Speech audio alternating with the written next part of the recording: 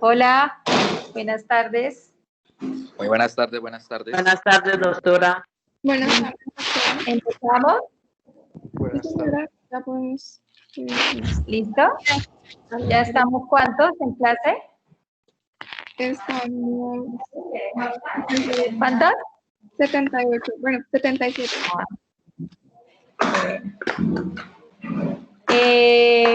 Pues empecemos, ¿sí? Que de todas maneras siempre es un tema un poquito largo, igual las clases quedan grabadas. Entonces, pues la idea es que se puedan ir uniendo en el trayecto, ¿listo?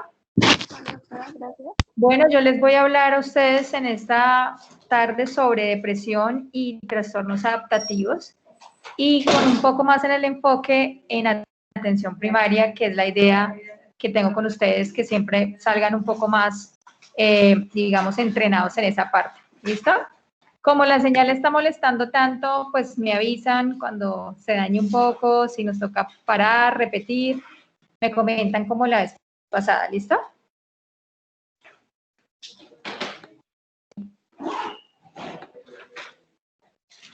Aquí les traje un video, esperemos a ver si me funciona.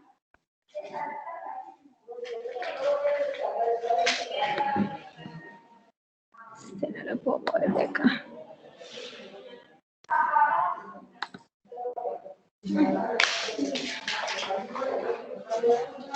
¿Sí lo escuchan? Así.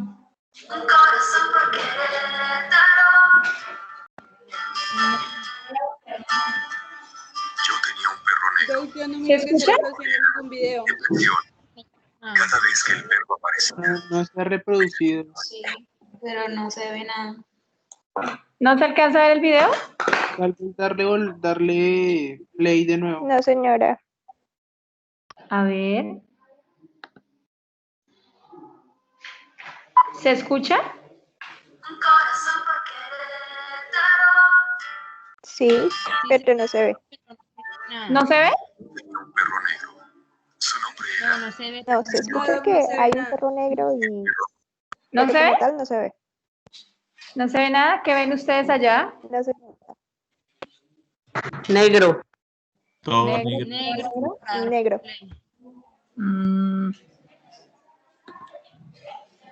Bueno, qué pesar. Porque la verdad no sé. No se alcanza ahí. Doctora, ¿Sí?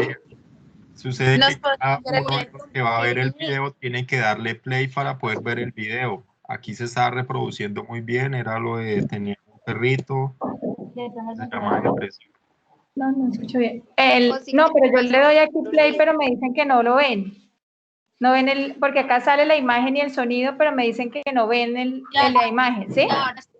Nuevamente, doctora, cada uno en su respectivo equipo debe darle play porque aparece la opción de darle play al video. Así su merced lo Verdad, es reproduce. verdad. O sea, cada uno ¿Dónde le está? da la reproducción al Sí. video, ¿sí? Sí, Cada señora.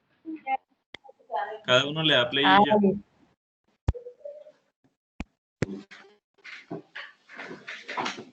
Ay, perdón. O sea, si cada uno le da play, ¿lo pueden ver?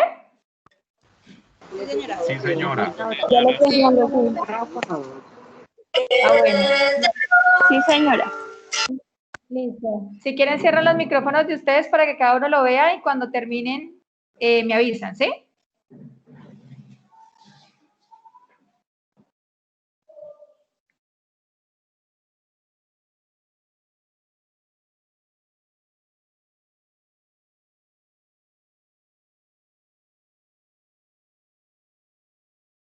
¿Qué Se dejó fue? de proyectar.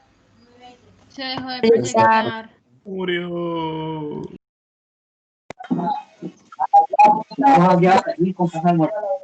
¿Doctora?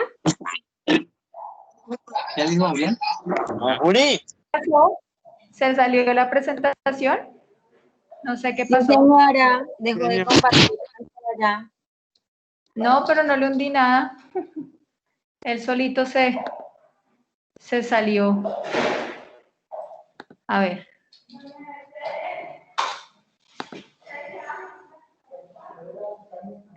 Otra posibilidad es Ahí. que copies el link del video en el chat.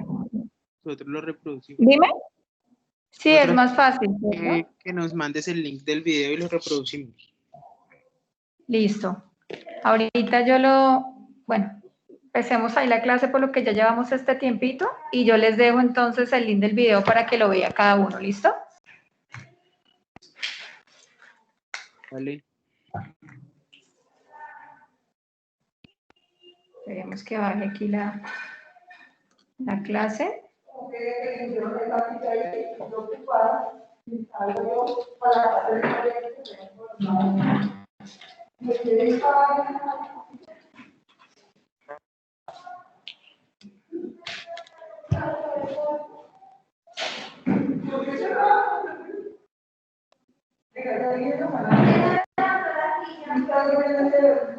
Jefa, me dieron un poquitico ahí.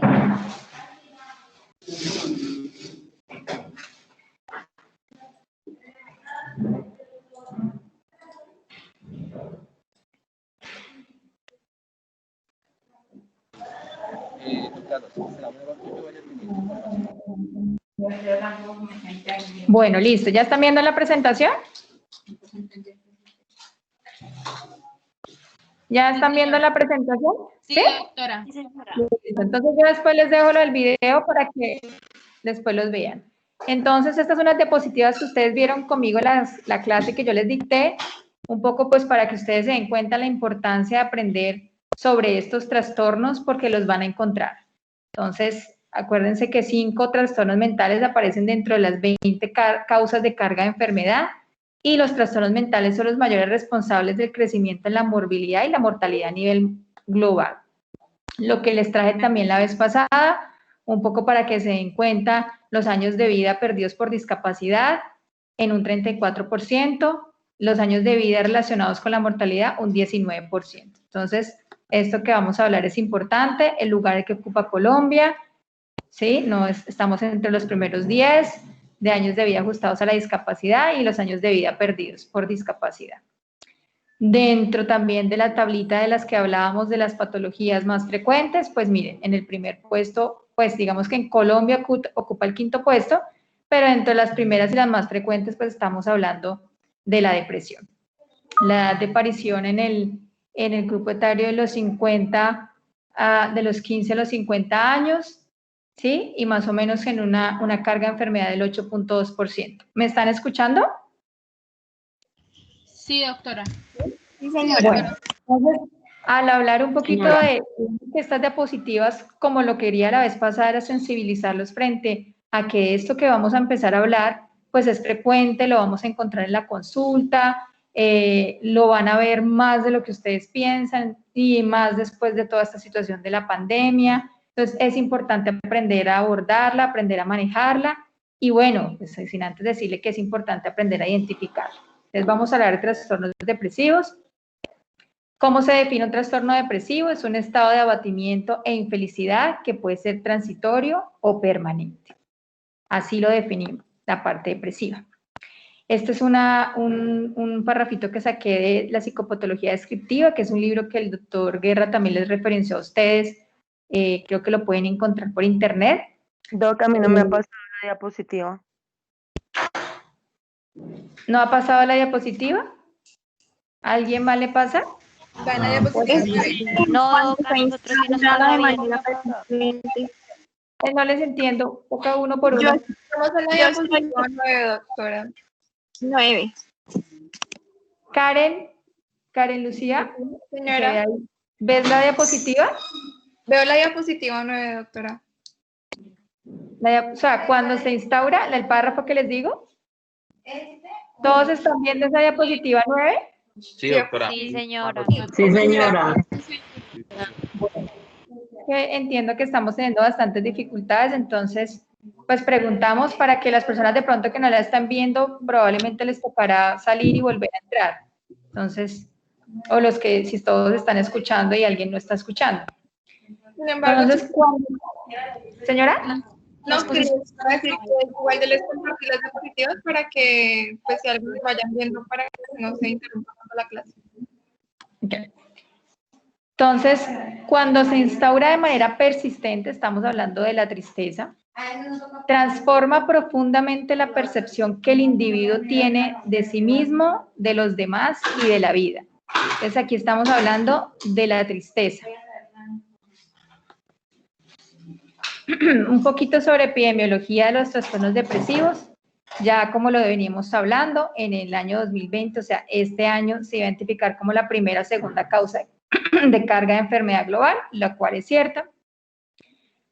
Digamos que su impacto en qué radica, su impacto radica en la discapacidad que se genera por la enfermedad y los años de vida perdidos. ¿Por qué? Por suicidios, por comorbilidad médica, por el ausentismo escolar, por el ausentismo laboral. Entonces, entendemos que la depresión lo que genera, ¿sí?, es esta dificultad, digamos, hay mayor discapacidad, mayor deterioro en el funcionamiento del individuo, por eso es importante hacer una detención temprana y un tratamiento adecuado. Es 2 veces más frecuente en las mujeres. La edad de inicio promedio está entre los 20 a los 30 años, con un pico en las mujeres entre los 30 y los 50 años, y en los hombres entre los 40 y 60 años. Hay varios elementos que hablan de un pobre pronóstico, como es cuando se asocia a los cuadros depresivos a trastornos límites de la personalidad, a sintomatología psicótica y cuando está comórbido con consumo de sustancias psicoactivas. Se ha relacionado en que tiene peor pronóstico, tiene una mayor gravedad, o sea, una mayor intensidad de los síntomas y el cuadro tiene una mayor duración. ¿Qué quiere decir con esto? Que la respuesta al tratamiento como tal es un poco más demorada. ¿Vamos en la diapositiva de epidemiología? Sí, doctora. Sí, señora. Sí, señora. En Colombia, con la encuesta nacional del 2015, que es nuestra última encuesta en salud mental, se identificó una prevalencia del 19.8%, en donde para las mujeres es el 23.1% y para los hombres el 15.1%. Entonces ya se dan ustedes cuenta que es más frecuente en las mujeres. ¿Qué factores están asociados en la presentación de estos cuadros depresivos? Es más frecuente en personas viudas, personas divorciadas, personas separadas. Se puede desencadenar estos cuadros por eventos traumáticos, por pérdidas de algún familiar, situaciones económicas o algún tipo de evento que la persona perciba como negativo. ¿Es importante la atención primaria? Entonces, aquí yo les traigo unos datos para que ustedes mismos puedan responder esta pregunta. 1 de cada 10 pacientes que asisten a medicina general presentan cuadros depresivos. De estos pacientes, o sea, solo el 5 al 20% son remitidos para atención por psiquiatría.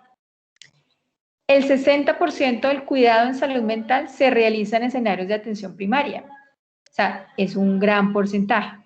El 79% de los antidepresivos, ¿sí?, no están formulados por personal especializado en salud mental, están formulados por personal no especializado en salud mental.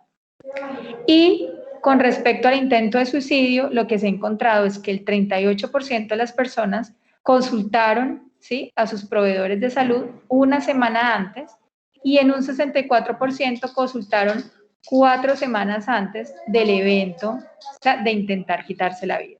Entonces, es importante que aprendamos a identificar estas situaciones, estas patologías, aprendamos a abordarlas para poder, digamos que, intervenir en estos indicadores que les estoy mostrando. ¿Qué es importante también? La alta comorbilidad que tiene con algunas patologías como cáncer, ¿sí? El hecho digamos que está comórbido en un 33-42%, cáncer de páncreas en un 50%, un síndrome de fatiga crónica en un 17-46%, dolor crónico en un 21-32%, enfermedad coronaria 16-19%, en infarto 45%, ¿sí? O sea que hay una alta probabilidad de que un paciente que ingrese por una enfermedad cardiovascular pueda desarrollar alguna sintomatología depresiva. En los cuadros demenciales del 11 al 40%, esclerosis múltiple 42%, diabetes mellitus en un 24%, epilepsia en un 55%, infección por VIH en un 30%, hipertiroidismo, Parkinson también 18-51%, hipertensión en un 27%. No solamente la depresión puede estar comórbida con algunas patologías, digamos, médicas, sino también puede estar comórbida con otros trastornos mentales. Se ha encontrado que depresión y estrés postraumático lo podemos encontrar en el 48%, fobia social en un 34-70%, en pacientes con trastornos obsesivo-compulsivos en un 67%, trastornos de ansiedad generalizado en un 8-39%, y en trastornos de la personalidad en un 50-65% y en el distimia 4%. Con respecto a la etiología, ¿sí? ¿Qué se sabe de la etiología como tal de los trastornos depresivos? Que es multicausal. Hay muchos factores que están involucrados en la presencia de este tipo de factores, hablando un poquito de neuronales, eventos sociales adversos, ¿sí? Estrés temprano, dificultades en la red de apoyo y también hay algunos factores genéticos. Aquí les traje un poquito, pues digamos que la parte genética se ha visto que ha estado relacionado, se han encontrado que en algunos pacientes con sintomatología depresiva y en algunos otros cuadros de la línea de salud mental, pues siempre pueden haber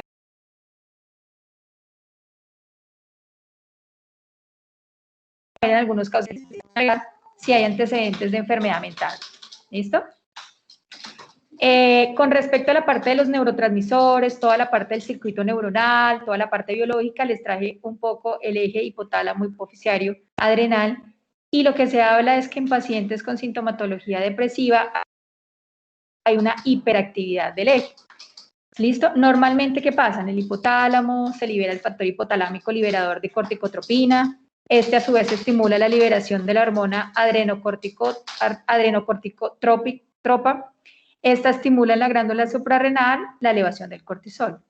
Cuando una persona está sometida a un estrés crónico, un estrés constante, situaciones adversas negativas, se pierde esta regulación. ¿Sí? No solamente se pierde la regulación, sino que se alteran algunos receptores.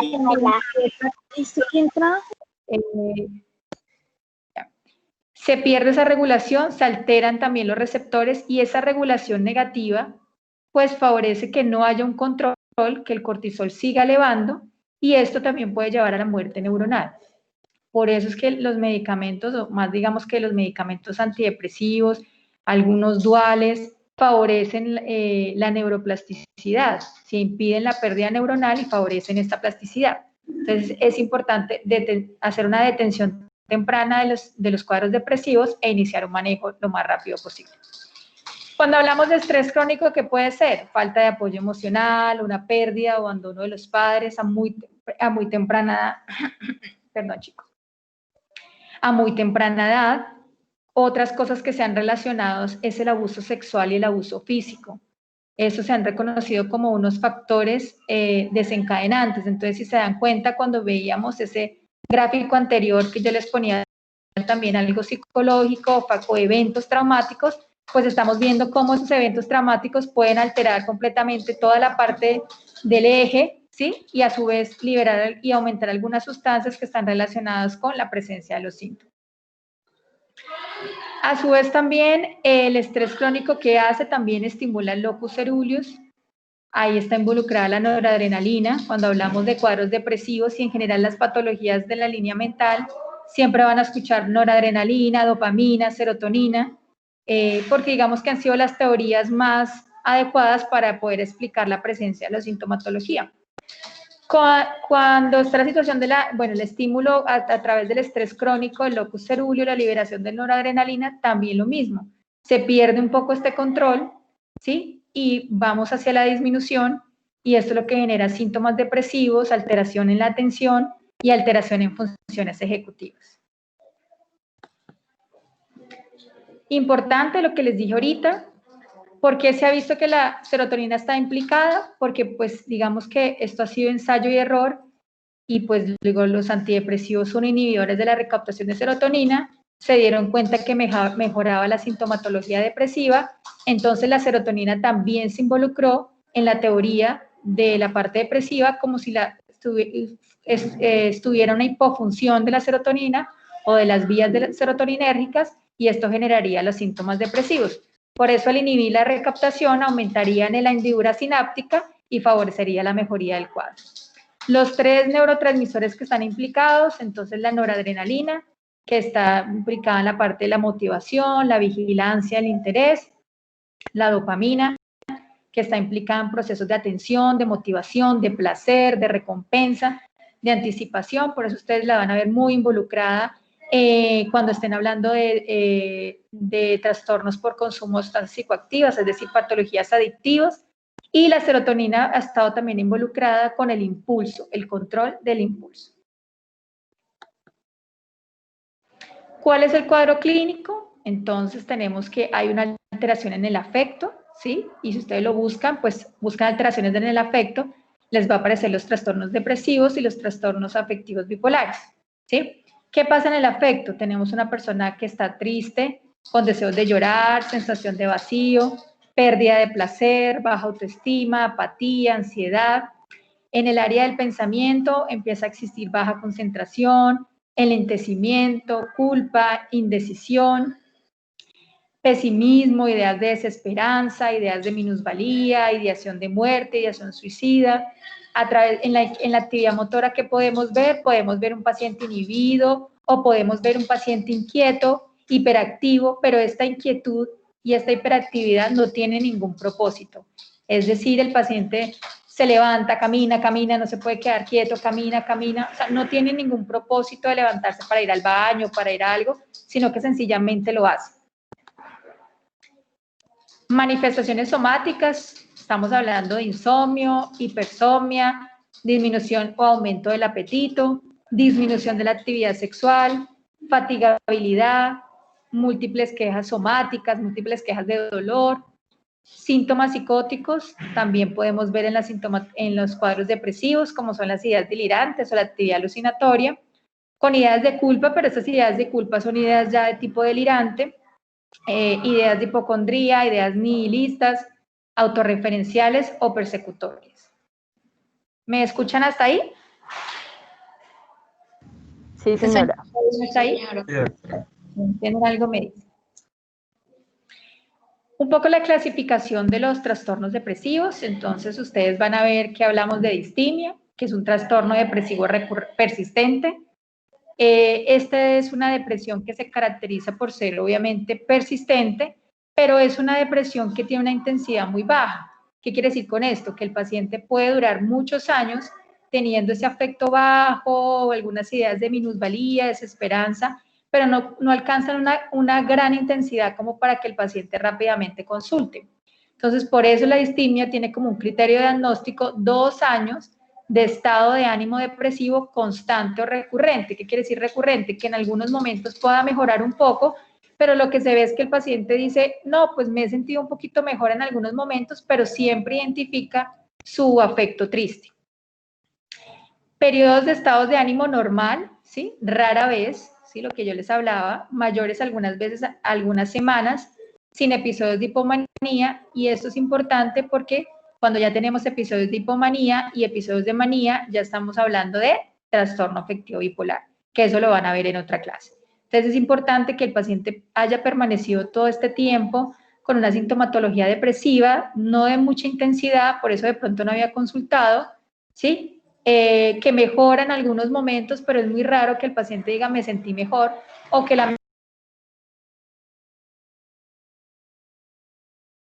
mejoría de los episodios depresivos durante los 2 años cumplen criterios para trastorno recurrente. Angie alzó la mano.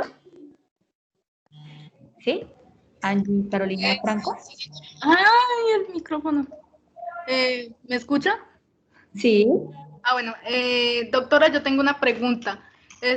Digamos, ¿cuál es el porcentaje de pacientes que presentan síntomas psicóticos? O sea, con depresión que presentan síntomas psicóticos. El porcentaje es un porcentaje bajo. O sea, yo creería que menos del 10%, pero la idea ¿cuál es? Cuando vemos sintomatología psicótica está más relacionado con un episodio depresivo grave.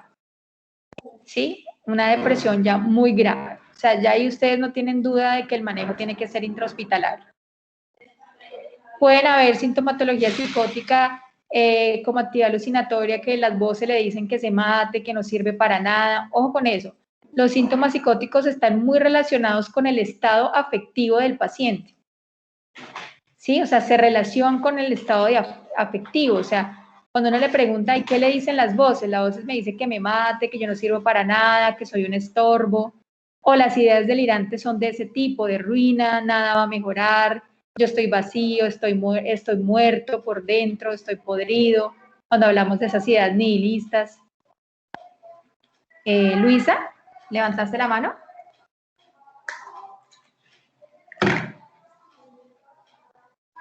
Luisa. En la distimia, al no ser de una mayor intensidad, ¿cuál sería el enfoque terapéutico realmente? Más, no sé, farmacológico, en su efecto más como de terapia. Ahí es importante primero identificar si estamos hablando de un paciente distímico y por qué cuadro llega en ese momento. Como la distimia es una digamos que sintomatología depresiva de baja intensidad, muchas veces se puede manejar solamente con psicoterapia. Pero si vemos que el paciente llega porque hubo un aumento de síntomas, o sea, en ese momento hubo una exacerbación de la sintomatología y un compromiso del funcionamiento, sí habría que evaluar la necesidad de poner medicamento. Igual ahorita vamos a hablar de la parte terapéutica. ¿Listo? ¿Sí? ¿Me escucharon? ¿Bien? ¿Bien, chicos? ¿Vamos bien? Sí, señora. Sí, doctora. Sí, doctora. Entonces hablamos que son 2 años de síntomas, o sea, de síntomas de ese afecto triste, y en algún periodo de depresión que tenga mínimo 3 de los siguientes síntomas. Esta es la lista que no se les puede olvidar a ustedes de la sintomatología depresiva, o cuando tienen un paciente en que sospechan síntomas depresivos, ¿correcto? Solamente son 3 para los cuadros de distimia. Disminución de la energía o actividad reducida, insomnio, pérdida de confianza e inferioridad, dificultad para concentrarse, llanto fácil, pérdida de interés o dificultad para disfrutar actividades placenteras, sentimientos de desesperanza, inhabilidad para asumir actividades cotidianas, pesimismo sobre el futuro o rumiaciones sobre el pasado, aislamiento y disminución de la locuacidad. Estas los van a ver en toda la parte de las cosas depresivas. Espérenme un segundito, yo cierro acá.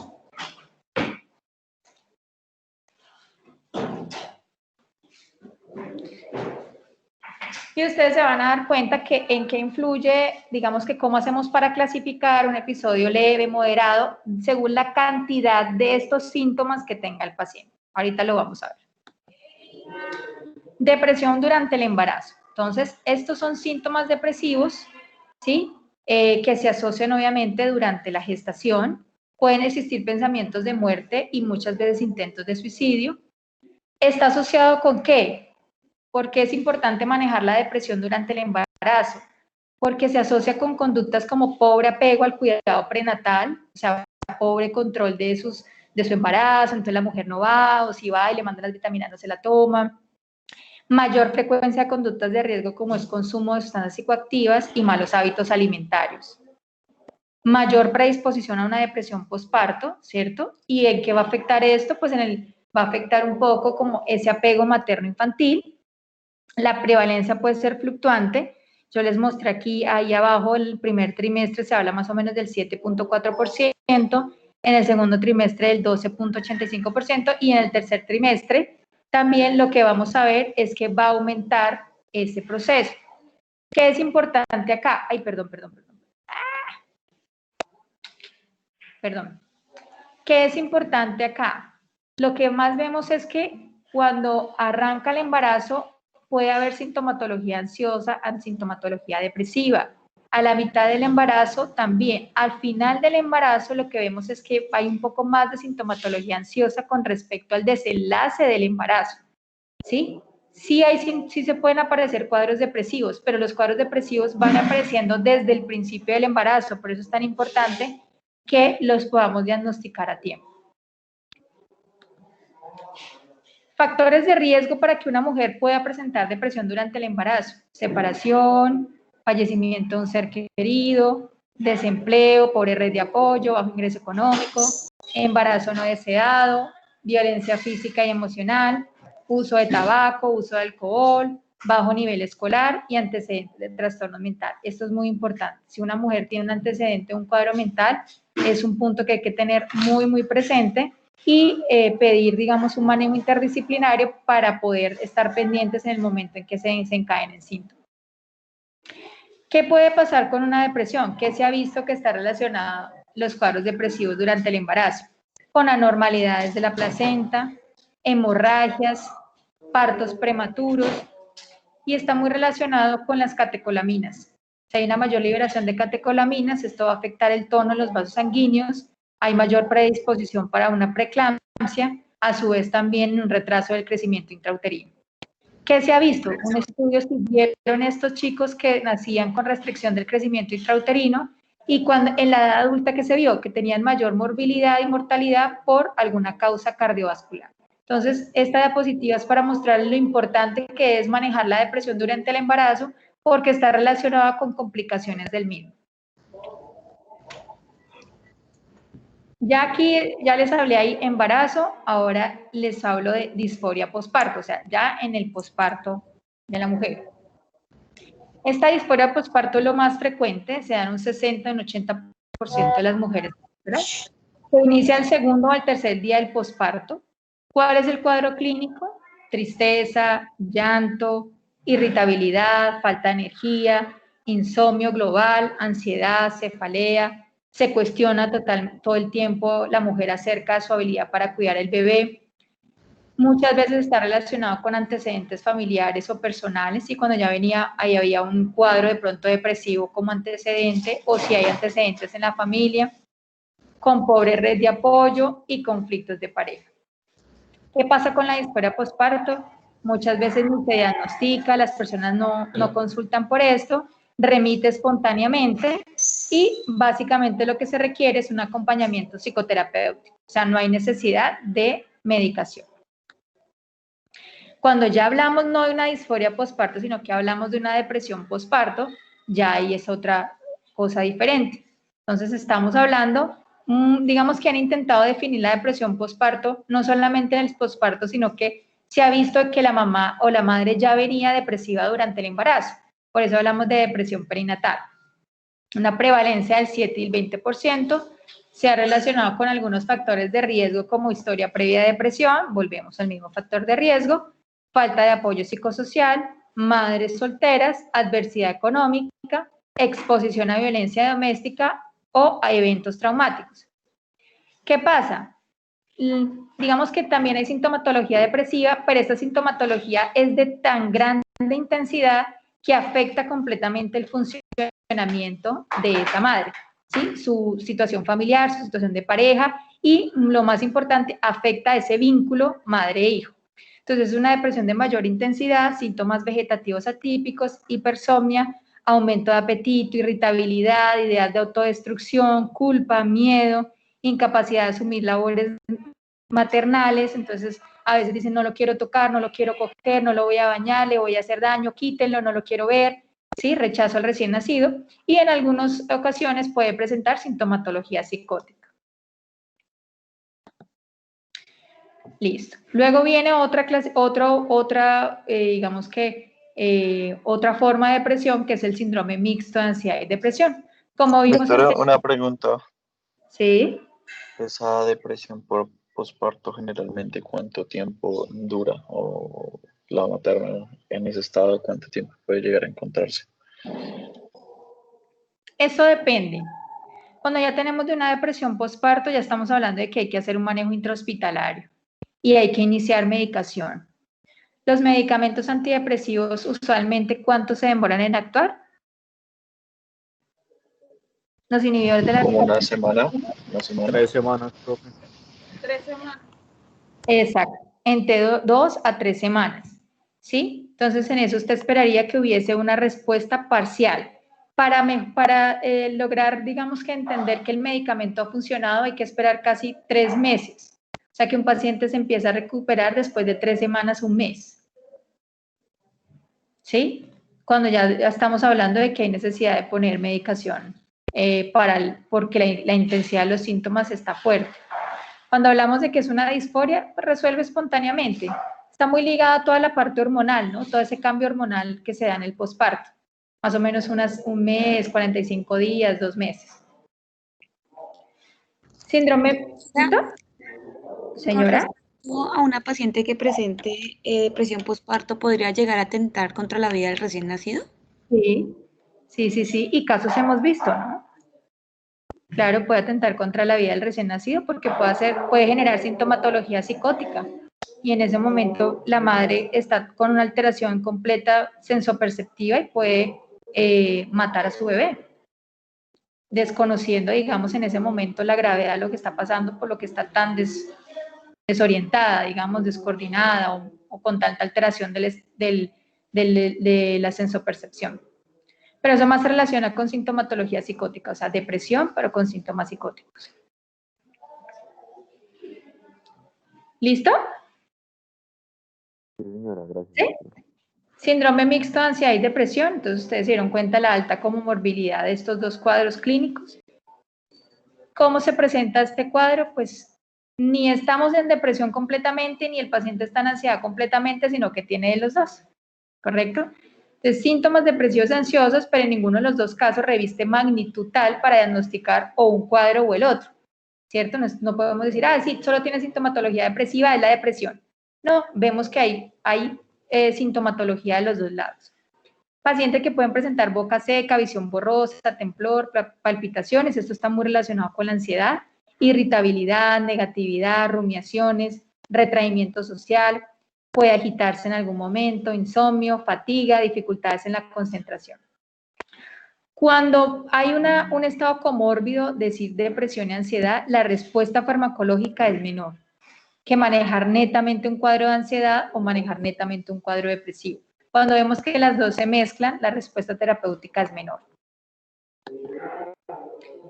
Cuando hablamos de depresión atípica, entonces hablamos de atípico, quiere decir que no se comporta como uno esperaría que se tiene que comportar, y son personas que son reactivas al medio, son hipersensibles al rechazo, entonces a veces generan cuadros de agitación psicomotora, conductas agresivas, puede haber aumento del apetito, aumento del peso, porque la persona empieza a comer, ansiedad, síntomas vegetativos, hipersomnia y sensación de pesadez en brazos y piernas, ¿sí? Entonces es todo, como digamos que no es todo lo contrario, pero es una presentación atípica. Si bien es cierto, uno dice, no, la persona está triste, está inhibida, no come, duerme mucho, duerme poco. En este cuadro, pues vemos que la persona está más hipersensible, reacciona de una forma más fuerte al rechazo o algún evento estresor y se relaciona con aumento del apetito, del peso y algunos síntomas vegetativos. ¿Listo? Depresión psicótica. Entonces, cuando hablamos de depresión psicótica, cuando tenemos un cuadro de depresión mayor, más síntomas psicóticos. Las ideas delirantes, los que les hablaba ahorita, son más ideas relacionadas con ese estado afectivo. Entonces, son ideas de ruina, de culpa, de muerte. Y las alucinaciones son más alucinaciones de tipo auditivo y están relacionadas con ese estado afectivo. Aquí les traje una idea delirante. Tengo todo muerto por dentro, mi corazón no funciona, siento que mi intestino está muerto o no funciona.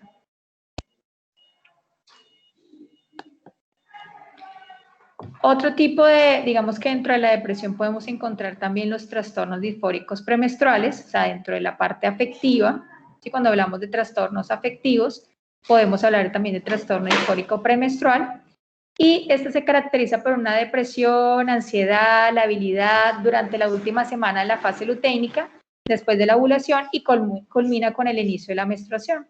Se da más o menos en un 3-8%, y lo que pasa habitualmente cuando hay un trastorno disfórico premenstrual, no solamente es la parte afectiva, digamos que la parte depresiva, la ansiedad, sino que esta sintomatología afecta y bloquea en muchas oportunidades las relaciones interpersonales. Esa es como la queja más frecuente. Entonces, digamos que el paciente más nos llega es por eso, por la situación que le desencadenan los síntomas. Entonces, ya les mostré un poquito, digamos que los cuadros depresivos, pero pues que adquieren otros nombres según el estado digamos que el momento en el que esté la persona. Entonces, aquí les vamos a empezar a ver un poco más el abordaje como tal de su paciente. ¿Cuál es el motivo de consulta? Podemos ver que el paciente verbaliza una cosa, pero en silencio tiene otra. ¿Por qué les traigo esto? Porque es importante, porque en atención primaria, ¿cuántas veces ustedes tienen pacientes que llegan porque están perdiendo peso? Porque no pueden dormir, porque les está doliendo mucho la cabeza, porque tienen una lumbalgia crónica, porque presentan episodios de sudoración, porque presentan episodios eméticos o náuseas y porque presentan palpitaciones. Son motivos de consulta muy frecuentes. Si bien es cierto, hay que hacer un abordaje primario y lo vamos a ver ahorita, pues que hay que descartar la patología orgánica y ese es nuestro deber, pues también hay que tener en cuenta, ¿sí?, la parte emocional. Y si vemos que la situación, vemos que nuestro paciente empieza a hablar y empieza a llorar y nos empieza a contar una serie de situaciones, pues podemos inmediatamente hacer un abordaje a su parte emocional. ¿Qué pasa muchas veces? El paciente nos verbaliza esto, pero ¿qué pasa en silencio? Disminución de la capacidad de concentración, dificultad para tomar las decisiones, es un paciente que está teniendo dificultades, se le olvidan las cosas frecuentemente, es un paciente que permanece pesimista, es un paciente que ha empezado a experimentar sensación o sentimientos de desesperanza, de minusvalía, de culpa y de suicidio, ¿sí? Entonces, nuestro paciente nos puede verbalizar una cosa, pero en silencio puede tener otra. Entonces, ¿cómo vamos a abordar? Entonces, ¿qué es importante cuando hacemos el abordaje desde atención primaria? Identificar de pronto qué personas pueden tener factores de riesgo, ¿sí? ¿Qué personas podrían estar o podríamos sospechar que tenga un cuadro afectivo depresivo? Entonces, personas con historia previa de episodio depresivo, personas con historia familiar de depresión, personas con problemas psicosociales, por ejemplo, personas con desempleo, separación, eventos estresantes, pobreza, exposición a violencia, desplazamiento. En los pacientes que hemos tenido la oportunidad de ver con algunos de ustedes en las rotaciones hemos identificado algunos elementos y yo siempre les digo a ustedes cómo en los datos de identificación ustedes pueden abrir y pueden ir abordando a su paciente. ¿Usted qué hace? No, yo no hago nada, perdí mi trabajo hace un mes. ¿Por qué llega su paciente? Porque tiene mucho dolor de cabeza desde hace un mes. Entonces son cosas que uno puede relacionar y puede enganchar y puede dar un abordaje integral a su paciente. ¿Con quién vive? Hace 2 semanas vivo solo. Ah, ¿y antes con quién vivía? No, con mi esposa y mis 3 hijos. Entonces son eventos que ustedes pueden abordar desde el comienzo. Factores de riesgo como el abuso y la dependencia de sustancias, personas que consultan a menudo al sistema de salud. Entonces ya, ay, otra vez llegó Pepita Pérez, ay, otra vez llegó el señor, ay, otra vez que le duele aquí, que le duele el pelo, que le duele. Sí, podemos sospechar un cuadro de la línea afectiva. Personas con enfermedades crónicas, yo les mostré a ustedes al principio de la presentación la comorbilidad que tiene con algunas patologías como infartos, hipertensión, cáncer, dolores crónicos, algunos trastornos neurológicos como demencia, enfermedad de Parkinson, debutan inicialmente con un cuadro depresivo, enfermedad cerebrovascular, diabetes, otros trastornos psiquiátricos como la ansiedad, los trastornos de personalidad y épocas de cambio hormonales también como el embarazo y la menopausia.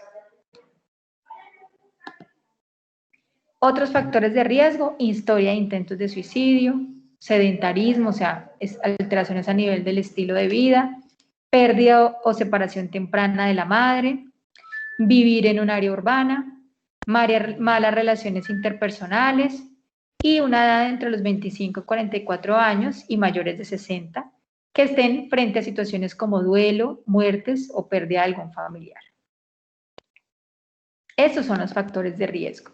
Entonces, yo tengo mi paciente que viene con una queja, viene con una necesidad, no puede dormir o le duele su cabeza. En medio del interrogatorio, o sea, de sus antecedentes y todo, empiezo a encontrar que el paciente pues tenía un antecedente familiar de depresión o de pronto ya le había pasado antes, le habían dicho que tenía depresión.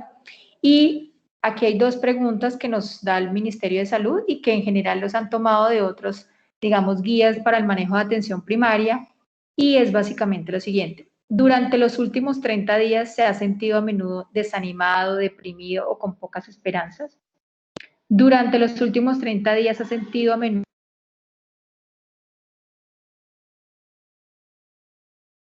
poca esperanza. Estas son dos preguntas muy importantes porque lo que está evaluando ahí es cómo está la parte del ánimo, ¿sí? Y si el paciente tiene anedonia o no, que esas también son síntomas cardinales de depresión. No solamente hablamos del afecto triste, sino también la pérdida del placer de las cosas o la pérdida de la motivación para hacer las cosas, la pérdida del interés, ¿sí?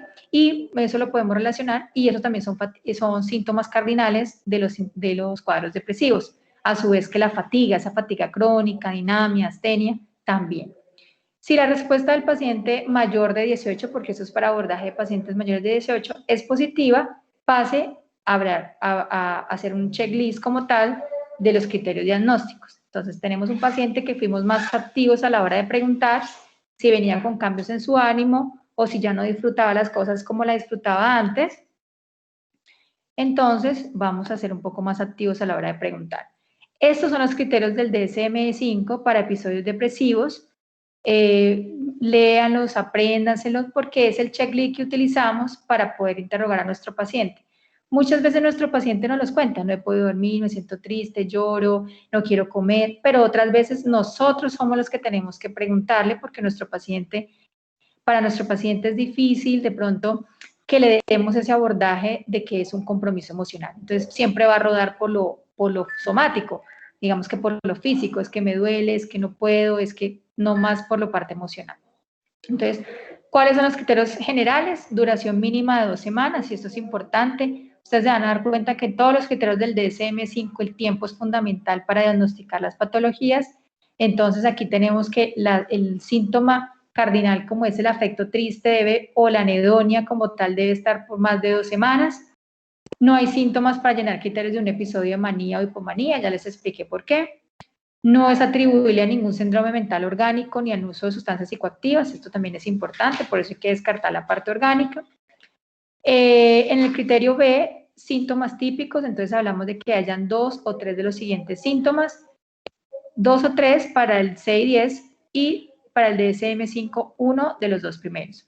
Entonces estamos hablando de ánimo depresivo en un grado definitivamente anormal para el individuo, la mayor parte del día, casi todos los días, por un espacio de 2 semanas. ¿Correcto? Pérdida de interés o placer en actividades, disminución de energía o incremento de fatiga. Esos 3 síntomas que ustedes tienen ahí son los síntomas cardinales de un cuadro depresivo. ¿Correcto? Es importante que los tengan presentes y se los aprendan. Dentro de los síntomas adicionales, ¿qué podemos encontrar? Pérdida de confianza, disminución de la autoestima, sentimientos de culpa, de autorreproche, pensamientos de muerte, ideación suicida, quejas o pérdida de la concentración, como dificultades para concentrarse, para evocar ciertos recuerdos, cambia la actividad psicomotriz, entonces la persona empieza a estar más inhibida, más retraída o más exaltada, alteración en el patrón de sueño, cambios en el apetito y una perspectiva sombría para el futuro. O sea, esta persona tiene dificultades para poder proyectarse. Entonces, yo tengo mi paciente en que su motivo de consulta me empezó a decir que tiene dolor de cabeza, que le duele su espalda, y empiezo yo como en la anamnesis a ser un poco más activo y a preguntarle si se ha venido sintiendo triste, si las cosas de pronto que hacía ya no las hace o no siente el mismo placer, y me dice que sí. Entonces yo paso y le hago todo, bueno, ¿qué tal está durmiendo? ¿Qué tal está comiendo? ¿Qué hace usted actualmente? ¿Cómo se ha proyectado para el futuro? ¿Sí? Y empieza a hacer una evaluación un poco más activa, ¿sí?, con su paciente para identificar la presencia de estos síntomas adicionales, y según la cantidad de esos síntomas adicionales, pues vamos a encontrar qué tipo de episodio depresivo es. Entonces vamos a clasificarlo en leve de 4 a 5 síntomas, moderado de 6 a 7 y grave 8 o más síntomas.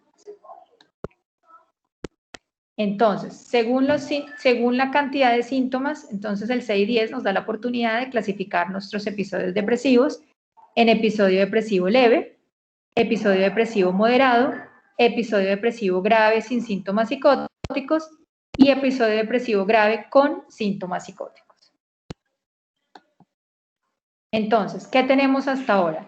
Tenemos una persona, ¿cierto?, que sospechamos que tenga un episodio depresivo. Ya lo clasificamos, ¿cierto? Ya le hicimos nuestra anamnesis, le hicimos la lista, por decir, de chequeo, y la paciente nos puntuó un episodio leve o moderado o grave, ¿sí?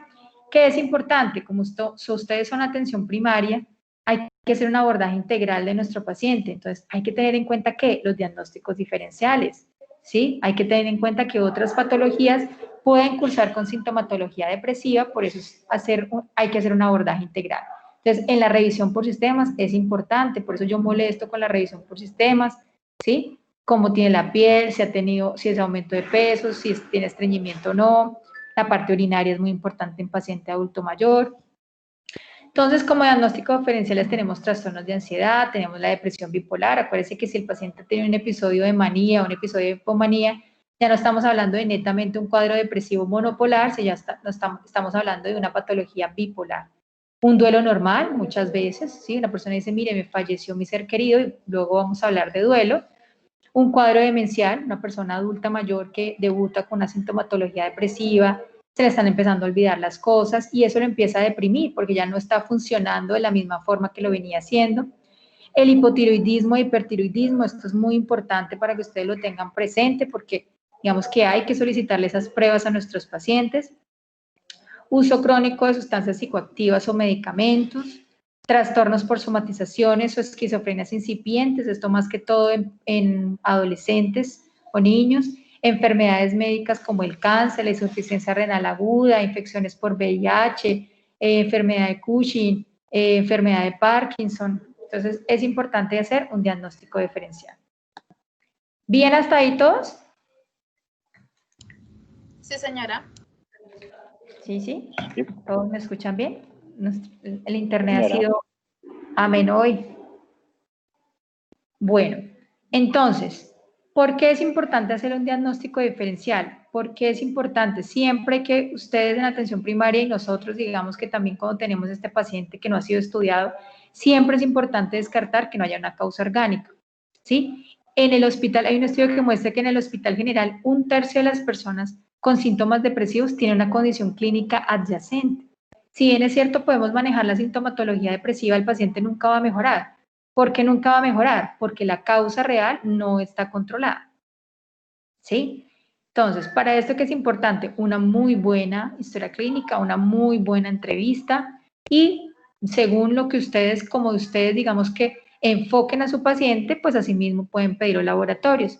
Hay laboratorios básicos, como cuáles, el cuadro hemático, algunos estudios metabólicos basales, como una prueba de una glicemia, prueba de tiroides, niveles de vitamina B12 y ácido fólico, y algunos más específicos, como niveles hormonales, función hepática, una PCR, una prueba de VIH, un uroanálisis, pacientes adultos mayores, nunca se les olvide eso.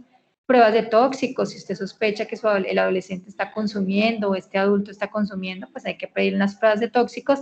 Y también hay que hacer algunas imágenes diagnósticas como una tomografía o una resonancia en caso de que sospechemos pues que hubo un cambio muy abrupto y queramos descartar que haya alguna patología, digamos, anatómica o algún evento cerebrovascular. Entonces, tenemos nuestro episodio depresivo, ¿sí? Tenemos a nuestro paciente que sospechamos que o tiene un cuadro depresivo, evaluamos el diagnóstico diferencial, solicitamos algunos estudios si es necesario, ya lo hemos clasificado previamente.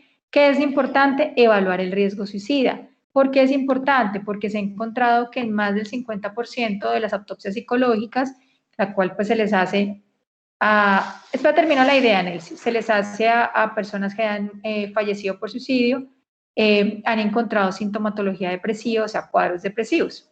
¿Sí? ¿Quién levantó la mano? Yo alcancé a ver que decía Nelsi. Yo, Doc, Sí. cuando habla de verificar que no haya una causa orgánica, específicamente es que demencia o algo así. Sí, depende del paciente. Si ustedes tienen una mujer de unos 35, 40 años y ustedes también le hacen la revisión por sistemas y la mujer les dice que tiene la piel más seca a lo normal, que se le está cayendo el pelo, que ha aumentado de peso, que se siente sin energía, ¿cuál es el diagnóstico diferencial ahí? ¿Algo relacionado con la tiroides también? Exacto.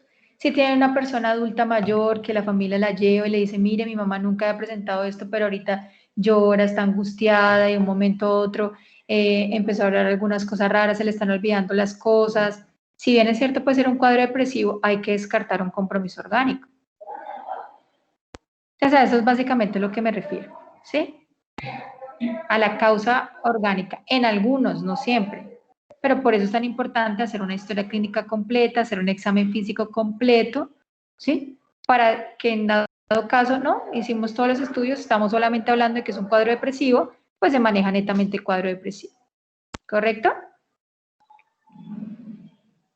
Listo, entonces, importante poder evaluar el riesgo suicida. Entonces, aquí también el ministerio nos da un poco en las guías de manejo de depresión en atención primaria algunas preguntas que nos invitan a hacer a la hora de ser un poco más activos y perder ese temor de preguntarle a la otra persona si se quiere morir. ¿Siente que vale la pena vivir? ¿Desea estar muerto? ¿Ha pensado en acabar con su vida? Si es así, ¿ha pensado cómo lo haría? ¿Qué método utilizaría? ¿Tiene usted acceso a una forma de llevar a cabo su plan? Estas preguntas las vamos a ver un poquito más amplias mañana cuando hablemos de suicidio. Pero sí es importante en un paciente que ustedes sospechan sintomatología depresiva, que ustedes ven que está depresivo, hacer estas preguntas, porque hay que evaluar el riesgo suicida. ¿Qué es importante para evaluar el riesgo suicida también? Evaluar los factores de riesgo, que también tienen factores de riesgo. Entonces, hablamos de historia médica previa. Entonces, un intento previo de alta letalidad con métodos violentos, por ejemplo, ahorcamiento, precipitación de alturas, uso de armas de fuego, incineración, abuso o dependencia de sustancias o trastornos de personalidad, enfermedad física comórbida, historia familiar de suicidio, comorbilidad con trastornos de ansiedad, antecedente de hospitalización psiquiátrica.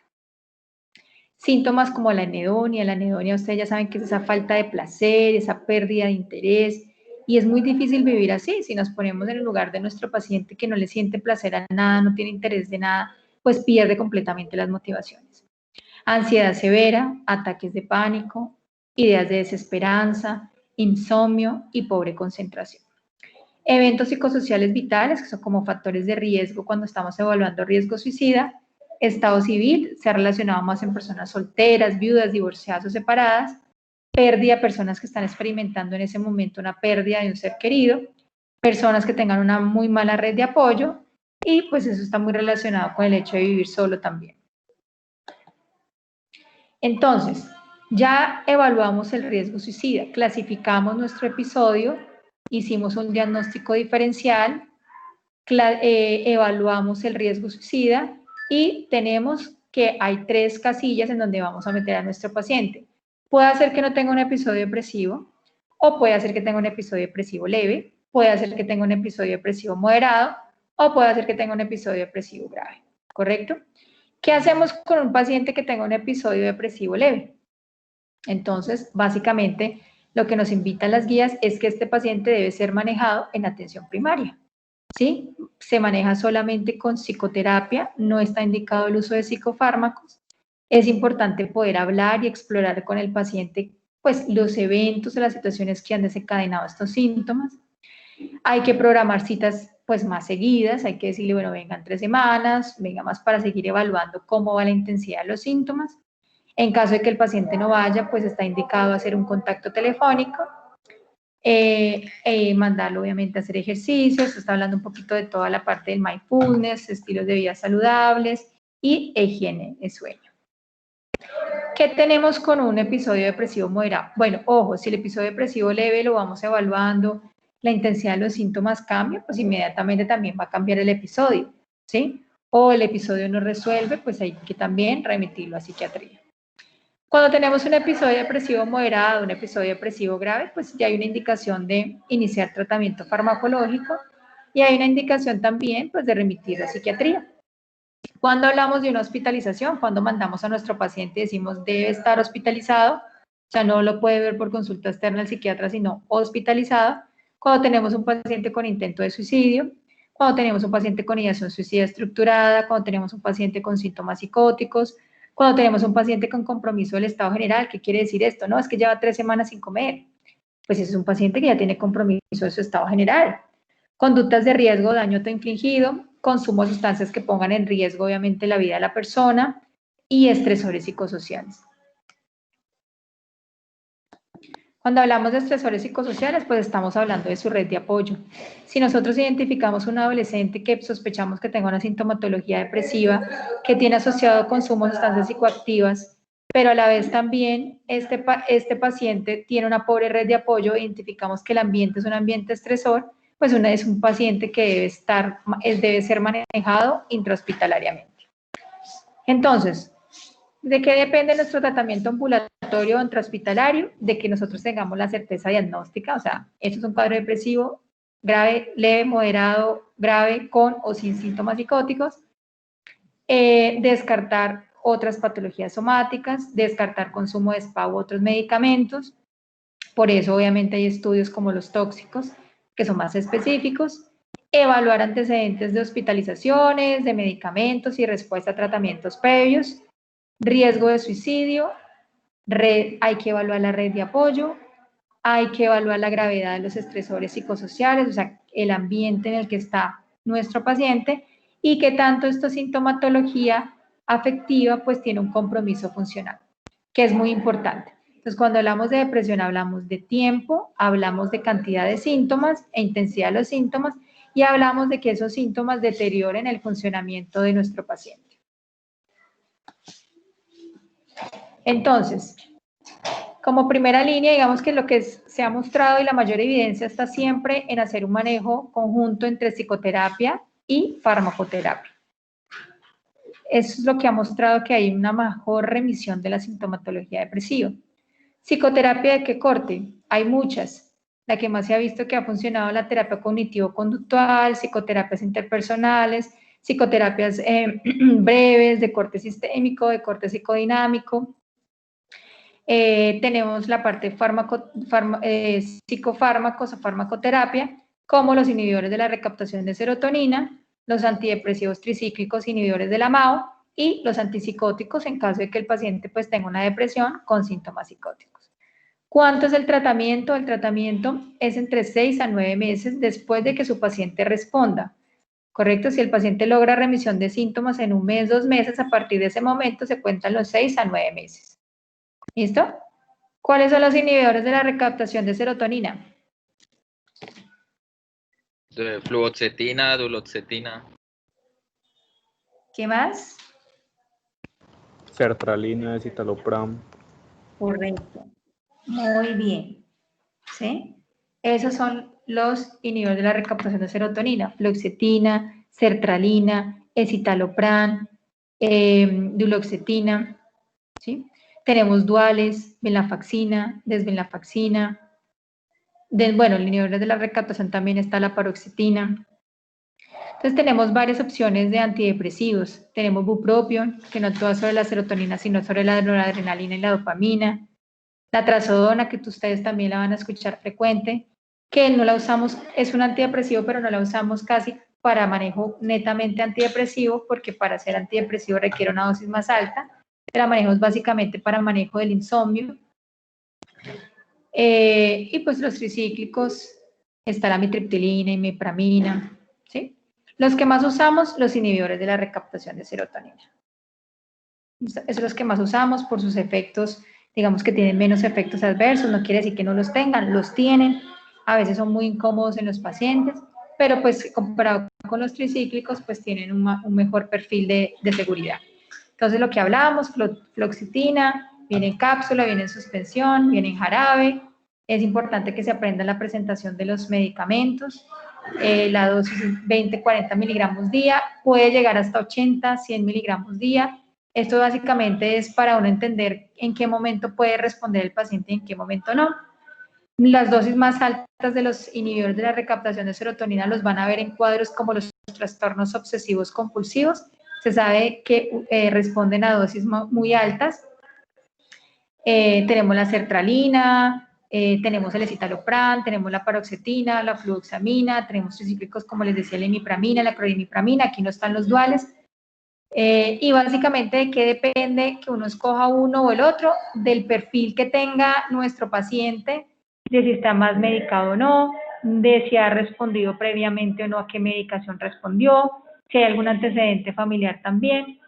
Eso es lo que nos ayuda como a buscar un poco el perfil. Algunos son más para ansiedad, otros son más para depresión.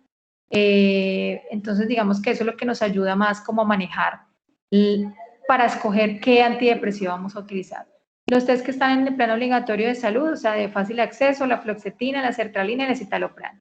Si ustedes aprenden a manejar esos 3 medicamentos, me doy por bien servida. Esos son los medicamentos de uso más frecuente, digamos, de los que tenemos, porque pues son los que se puede, digamos, están en el plan obligatorio de salud, entonces es importante que se los aprendan, la presentación y cómo se deben administrar. ¿Listo, chicos? ¿Preguntas de esta primer tema?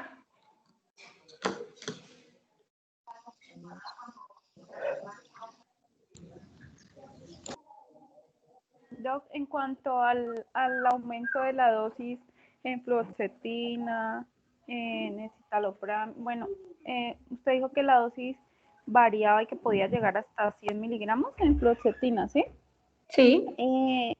Los otros, en cuanto a los otros, bueno, primero, ¿qué criterios tendría para aumentarle la dosis al paciente?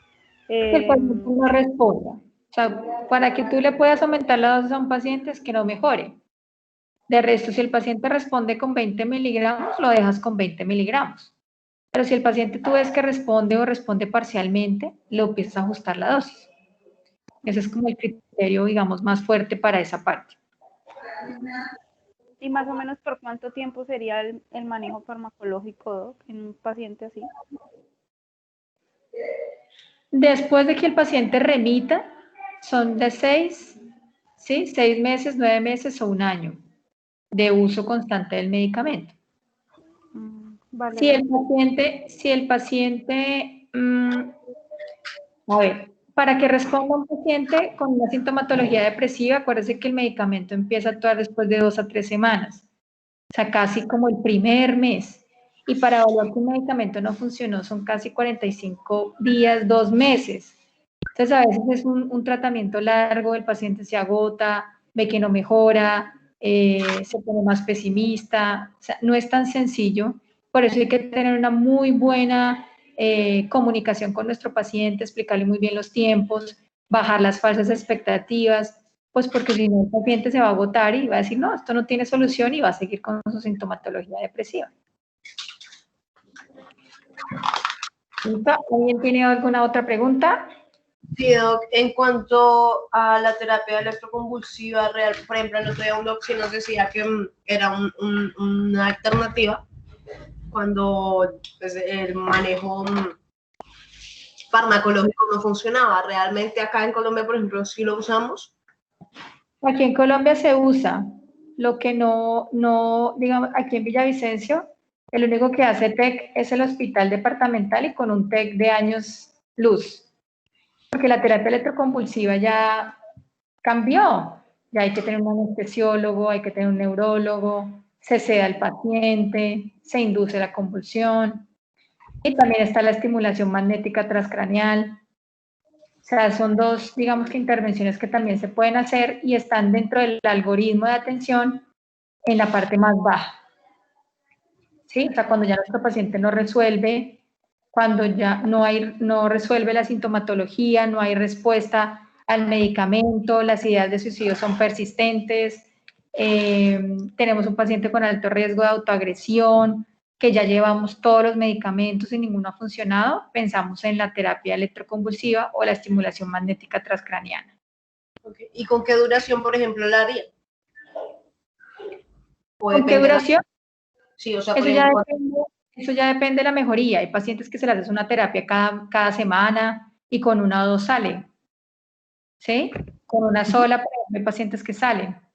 Con dos hay pacientes que salen. Aquí no es frecuente que uno la haga. Antes en el proceso de formación del psiquiatra, les enseñaban a poner TEC. Por lo menos a mí no me enseñaron a poner TEC. Vi, sí, pero no me enseñaron a poner TEC. O sea, ya no es una práctica tan usada y tan frecuente en la parte clínica. Pero hay equipos, todavía hay sitios que sí la hacen y tienen sus equipos. Y la idea es que cada vez sea digamos que más adecuada, porque es que antes el paciente lo acostaban en una camilla, le ponían algo para que no se mordiera la lengua, ¿sí? Le aplicaban un poquito de midazolam y tome su convulsión, ¿sí? Y ahora no, y ahora obviamente es en un espacio más asistido, monitorizado, se relaja el paciente, se induce el paciente, está el anestesiólogo y se aplica el TEC. Okay. ¿Sí? ¿Listo, chicos? ¿Claro esa primera parte? Este ya es más cortico. Estos son trastornos adaptativos. Pero me interesa que tengan muy claro la depresión porque es, digamos que lo más frecuente que ustedes van a ver. Entonces me parece importante que lo aprendan a diagnosticar, lo aprendan a clasificar, aprendan a evaluar el riesgo suicida. Igual mañana vamos a completar un poquito el riesgo suicida y aprendamos a hacer ese manejo inicial. Entonces, ¿quedó claro esa parte? Sí, señora. Sí, señora. Bueno, entonces, esta es la segunda partecita, este es más cortico, que son los trastornos adaptativos. Entonces, hablamos de que la adaptación es una característica biológica que mejora la oportunidad de un organismo para sobrevivir y reproducirse. Es decir, que es la capacidad que tenemos como para involucrarnos con el entorno y hacer parte de él, ¿sí? La adaptación puede ser morfológica, fisiológica o de comportamiento. Los organismos que se adaptan a su ambiente son capaces de obtener aire, de obtener agua, comida, nutrientes, hacer frente a condiciones físicas como la temperatura, la luz, a defenderse de sus enemigos naturales y predadores, a reproducirse y a responder a los cambios en su entorno. Entonces, digamos que adaptarnos es importante. ¿Cómo es el proceso de adaptación? Que al final de cuentas la idea de un proceso de adaptación es llegar a un aprendizaje que sea significativo y un aprendizaje que sea exitoso. Entonces viene la parte de la asimilación, luego viene la parte de la acomodación, ¿sí? Luego viene la adaptación como tal y la traspolación, es decir, utilizar ese nuevo conocimiento que yo adquirí, utilizarlo en mi vida cotidiana. O sea, ya lo estoy aplicando. Entonces viene la necesidad de hacer un cambio, me toca asimilar que hay la necesidad de hacer un cambio, nuevamente acomodarme frente a esa necesidad que tengo, por ejemplo, ahorita con la situación de la pandemia, ¿cierto? Que hemos aprendido a manejar, entonces que salga, ¿dónde está mi tapabocas? No, me tengo que poner el lavado de manos, ¿sí? Y la idea es incorporar ese conocimiento como tal a la vida cotidiana y es cuando ya hablamos de que hay un aprendizaje exitoso, un aprendizaje significativo. ¿Cuál es la definición de los trastornos adaptativos? Entonces, es una entidad clínica en donde convergen el estrés y la psicopatología. Porque cuando hablamos de trastornos adaptativos quiere decir que la persona se está adaptando a algo. O sea, sucedió algo y la persona inmediatamente genera un malestar emocional. Se caracteriza por una reacción de desajuste, se puede presentar con síntomas emocionales o del comportamiento que se desarrollados en respuesta a uno o más estresores psicosociales que son identificables. Esto es muy importante porque cuando hablamos de un trastorno adaptativo nosotros tenemos que identificar que hay un evento previo, ¿sí?, desencadenante. Un poco de epidemiología, se habla que la prevalencia está en un 5 o un 20% en pacientes en tratamiento de psiquiatría de forma ambulatoria, es 2 veces más frecuente en las mujeres. En cuestión de niños, no hay diferencia en niños, si niños o niñas, puede aparecer a cualquier edad, o sea, a cualquier edad, y vamos a ver que está relacionado con algunos momentos del ciclo vital. Es más frecuente en la adolescencia, pues por todo lo que ya estamos hablando de lo que vive el adolescente, ¿no? Todo ese proceso de identidad social, toda la separación, la identificación, el inicio, por ejemplo, terminación de del colegio, el inicio de alguna educación superior, ¿sí? Lo pueden presentar el 50% de las pacientes con enfermedades médicas, entonces esto también es importante porque ustedes pueden ver que después de un diagnóstico puede venir cierta sintomatología emocional. Esto es muy importante porque digamos que aquí hay que entender un poco la situación o el curso vital de cada uno. Cuando estamos hablando de que es más frecuente en la adolescencia, podemos identificar que a veces hay más problemas escolares, hay más dificultades en las relaciones con los padres, muchas veces hay situaciones de abandono, divorcio, separación de los padres, el abuso de sustancias psicoactivas y esto puede generar esta sintomatología, ¿sí? En adulto, ¿qué se puede ver? Divorcios, mudanzas, dificultades económicas. Entonces, ¿qué es importante? Hay 3 elementos importantes: el elemento estresor, el individuo y el contexto. Estas 3 cosas son fundamentales para poder uno desencadenar un trastorno adaptativo, porque uno se podría preguntar, bueno, pero ¿por qué nos robaron a los 2 y resulta que él fue el que generó la ansiedad, la angustia, la tristeza y a mí no me pasó nada? Porque es una sumatoria de cosas, ¿correcto? Entonces, tenemos que el evento estresor, que es algo que tanto el personal de salud o el personal que le está atendiendo a la persona, más la persona, identifiquen como significativo. O sea, para ellos eso es significativo, lo que pasó es grave. Son estresores universales, frecuentes, que se relacionan un poco con la cotidianidad, perdón. Con la cotidianidad, porque pues acordémonos también que existe el trastorno por estrés postraumático, que después lo van a ver. Entonces aquí está más relacionado a estresores como problemas familiares, laborales, pérdidas, separaciones, algunas experiencias de abuso físico, algunas experiencias de abuso sexual, enfermedades, accidentes. Con respecto al individuo, ¿qué es importante? Hay que evaluar la vulnerabilidad de cada uno, ¿sí? ¿De qué depende esa vulnerabilidad? Depende de nuestro temperamento, depende de la edad en la cual esta persona está viviendo el evento estresor, depende del sexo, depende del nivel de maduración, y eso está muy ligado a la edad, depende de qué capacidades o qué inteligencia emocional, que ha sido uno de los términos que más ha entrado en los últimos años, tenga esta persona para afrontar eso que le está sucediendo.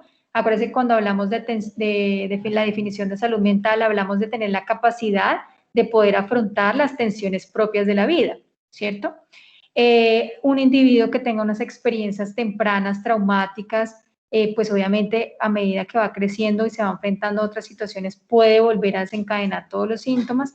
Entonces es muy importante no solamente el evento estresor, sino también la vulnerabilidad individual. ¿Qué también es importante? El contexto. Mire que ya lo vimos en los cuadros depresivos, es importante la red de apoyo. Si una persona no tiene buena red de apoyo, es un criterio para hacer un manejo intrahospitalario, o si identificamos que está en un ambiente hostil, también es un criterio para un manejo intrahospitalario. Aquí también, aquí el contexto también es importante para la presencia o no de la sintomatología. Entonces, ¿qué tenemos en el contexto? Un sistema parenteral alterado, escasas redes sociales o falencias en la comunidad, o sea, escasas redes, digamos que dificultades en la red de apoyo, dificultades también en la parte laboral, situaciones que están ligadas con la pareja, o sea, si la pareja está atravesando por un mal momento, situaciones también ligadas con la educación que está viviendo esa persona en ese momento y las oportunidades, que es algo que también ustedes me escuchan bastante, hablando de las oportunidades y las capacidades. Entonces, ¿qué hablamos con respecto al factor estresor? Puede ser único, puede ser una sola vez, pueden ser varias veces, puede ser múltiple, puede ser leve, puede ser grave, puede ser continuo o puede ser recurrente. Puede haber sido una experiencia de abuso, pueden haber sido experiencias repetidas durante 3, 4 años, ¿sí? Entonces, digamos que el estresor puede estar en un momento o puede repetirse en varios momentos. En septiembre. O sea, falta una semana de hecho. Hola. Para saber si sí. ¿Me escuchan? ¿Alguna pregunta? Lilia. Perdón, qué pena. No, perdón, qué pena.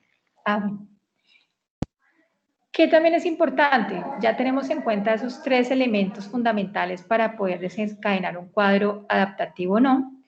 Hablamos también de algunos factores psicodinámicos y esto ya depende del corte de cada, digamos que cada especialista, a algunos les gusta más el psicoanálisis, a otros les gusta más lo biológico, a otros les gusta más lo psicodinámico, pero pues se los traje porque también es importante. Cuando hablamos de factores psicodinámicos, volvemos a lo mismo. Hay 3 cosas importantes y 3 elementos fundamentales.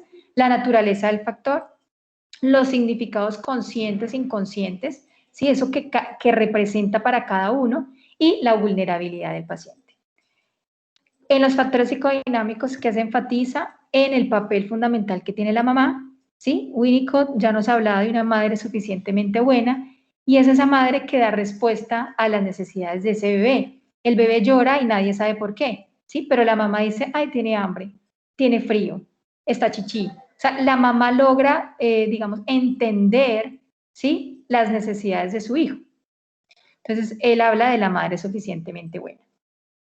Factores familiares y genéticos, entonces, hablan de que más o menos son los responsables en un 20%, y habla de que hay determinadas personas parecen estar más expuestas a ciertas circunstancias de presentar un evento estresor y desarrollar una patología.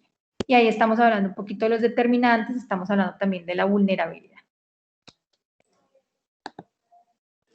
¿Cómo hacemos el diagnóstico? Entonces, este es un diagnóstico clínico, y perdón, ahí evaluación me quedó, me faltó ahí la I. Es un diagnóstico netamente clínico, ¿sí? Hay que hacer una evaluación precisa del tiempo en que transcurre la aparición del agente estresante y la manifestación de las secuelas psicológicas. Entonces, ¿por qué es importante? Porque esto nos va a dar uno de los criterios diagnósticos. Vino el evento estresor, ¿cierto? O sea, viene la persona con una necesidad, a través de la entrevista, la parte clínica, empiezo a preguntarle e identifico que unos meses atrás, unas semanas atrás, un mes atrás, la persona experimentó algún evento traumático. En los niños y en los ancianos, ¿cómo se presenta? Más con sintomatología física. En los adultos, más que todo con sintomatología depresiva, con sintomatología ansiosa o de los dos. ¿Qué puede también presentar una persona que tenga un trastorno adaptativo? Puede presentar conductas agresivas, los adolescentes presentan algunas veces este tipo de conductas, comportamientos imprudentes, consumo excesivo de alcohol, incumplimiento de las normas o situaciones ilegales, retraimiento, signos vegetativos, puede presentar insomnio y puede llegar a conductas suicidas. Estos son los trastornos de adaptación para el DSM-5. Entonces, desarrollo de síntomas emocionales o del comportamiento en respuesta a un factor estresor o factores de estrés identificables que se producen en los 3 meses siguientes al inicio de los factores de estrés. O sea, viene el evento, ¿cierto? Y a los 3 meses o antes de los 3 meses el paciente puede desencadenar síntomas. Esto es importante porque también cuando veamos estrés postraumático vamos a ver que también hay un tiempo determinado. Estos síntomas o comportamientos son clínicamente significativos, como se pone de manifiesto por una o las 2 características siguientes. O sea, los síntomas que se generan no es, de pronto, pues si yo perdí un examen, pues yo me siento triste, me da rabia, me siento impotente, me siento frustrado, pero cuando hablamos de un trastorno adaptativo, el malestar es intenso y desproporcionado a la gravedad o a la intensidad del factor de estrés. Se debe tener en cuenta el contexto externo y los factores culturales, y esto también es muy importante, que podrían influir en la gravedad y presentación de los síntomas, ¿sí? ¿Qué tan importante es la lectura que le demos como sociedad o como cultura a lo que está pasando? Segundo, hay un deterioro significativo en lo social, laboral u otras áreas importantes del funcionamiento, y esto lo van a ver en todos los criterios diagnósticos de todas las patologías mentales. C, la alteración relacionada con el estrés no cumple los criterios para otros trastornos mentales y no es simplemente una exacerbación de un trastorno mental previo. ¿De qué depende esto? Del juicio clínico, de la capacidad que usted tenga para decir no es una depresión, sino que estamos hablando de un trastorno adaptativo. Los síntomas no representan un duelo normal, ¿sí? Y eso es importante también, es que cuando se suspende el evento estresor o la persona, digamos, que logra también manejar este evento estresor, los síntomas no se mantienen más durante 6 meses. O sea, se quita el factor desencadenante o el evento estresor y los síntomas deben mejorar dentro de los primeros 6 meses. Clasificación, entonces tenemos trastorno adaptativo con síntomas ansiosos, tenemos trastornos adaptativos con síntomas depresivos, trastornos adaptativos con síntomas conductuales, trastornos adaptativos mixtos, entonces emocionales y conductuales, las manifestaciones, y tenemos trastornos adaptativos con síntomas mixtos, que son ansiosos y depresivos, que es el más frecuente, es el que más vemos. Entonces, ¿cómo se evalúa al paciente? ¿Me escuchan? Entonces me siento que hablo sola. Sí, señora. Sí, señora. Para la participación del paciente, el motivo de consulta. A veces el paciente no consulta por la parte depresiva, sino por los efectos que le generan estos síntomas. No puedo dormir, no puedo ir a trabajar, estoy teniendo problemas con mi pareja, voy en el carro y me he pasado los semáforos en rojo. Entonces, el paciente consulta más que todo por los efectos. Obviamente, muchas veces consulta por algunos síntomas. El hecho de no dormir es un motivo muy frecuente. Y ahorita, en medio de la pandemia, supremamente más frecuente. ¿Sí? Remisión de ámbitos hospitalarios o consulta médica especializada. Entonces, los especialistas le mandan a uno el paciente, medicina interna, cirugía, porque el paciente empezó a presentar algunos síntomas después del diagnóstico, pacientes con cáncer, ¿sí? Viene un evento, un diagnóstico que puede ser un evento estresor y el paciente puede desencadenar sus síntomas. O muchas veces la misma familia los lleva. Dice, mire, es que él desde que le pasó esto no sale, está triste, está mal geniado, no duerme, ¿sí? Lo identifica la familia.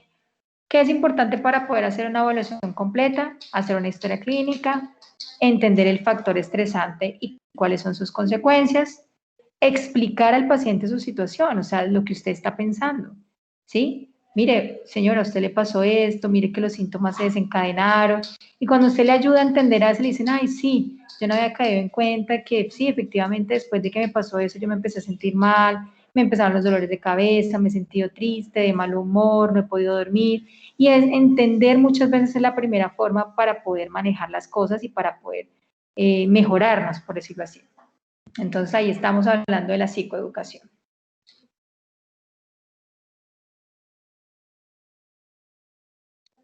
Entonces tenemos que la intensidad de los síntomas, que es importante porque estamos hablando de que el diagnóstico diferencial, estamos hablando de duelo, trastorno por estrés postraumático, trastorno depresivo mayor, trastorno de ansiedad generalizada, trastornos por somatización, trastorno inducido por sustancias, trastornos del comportamiento, problemas en el área laboral, problemas en el estudio, problemas en la parte de identidad, por ejemplo, en los adolescentes.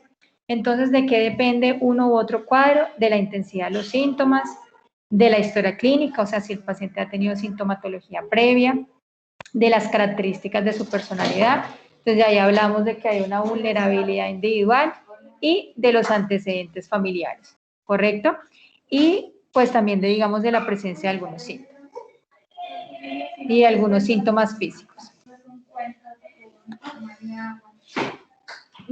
Entonces, exámenes paraclínicos no se requieren.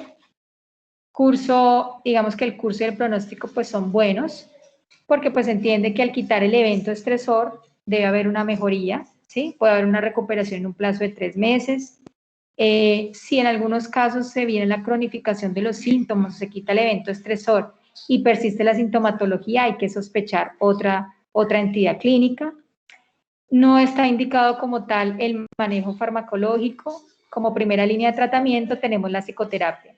Si ya vemos que los síntomas son muy incómodos, el hecho de no poder dormir y no mejora con higiene de sueño o con algunas otras, digamos que indicaciones, pues está indicado el uso de psicofármacos. Y listo, chicos. terminamos. No sé si tengan alguna pregunta, alguna inquietud. Hola, ¿están por ahí todavía? Sí, ¿Se durmieron? Hipoglicemia, doctora. Aquí estamos, doctora. Ay, espere que esto no es, este no es. Se sale. Esto no es, ya terminamos acá, yo no sé por qué se saltó esa.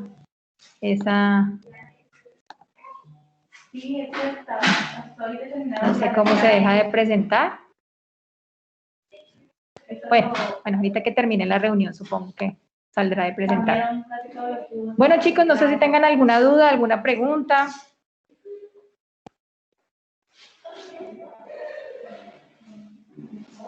No, doctora.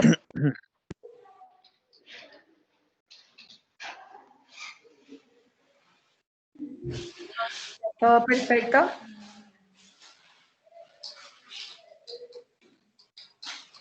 Sí, doctora. ¿Listo? ¿Ninguna duda? ¿Todo perfecto? Doc, yo tengo una ¿Todo duda claro? en cuanto a lo Dime. de depresión. Sí. Tú dijiste que para el diagnóstico era mínimo alguno de los síntomas, digamos, de tristeza, eso por 2 semanas.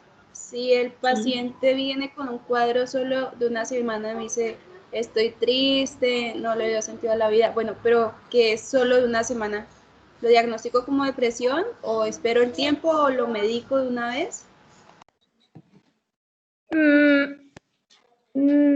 Normalmente un paciente, bueno, que un paciente te llegue, pues es muy raro que te llegue diciendo que tiene 2, 3 días de sintomatología depresiva, a no ser que le haya pasado algo. Me explico, falleció alguien, me estrellé, me robaron, y puede haber en ese momento una reacción de ajuste, que es lo principal, ¿sí? Que es lo que sucede después del evento, ¿sí?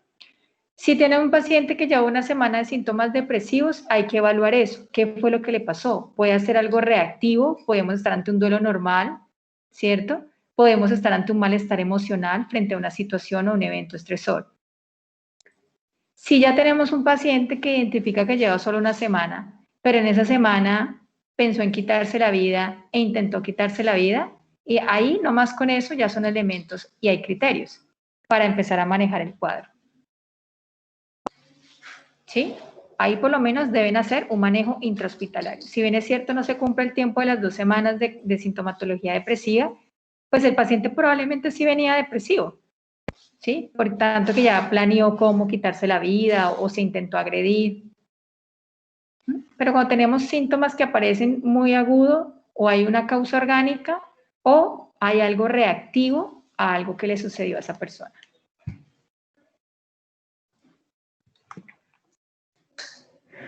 Ok. ¿Qué más? ¿Alguna pregunta o...?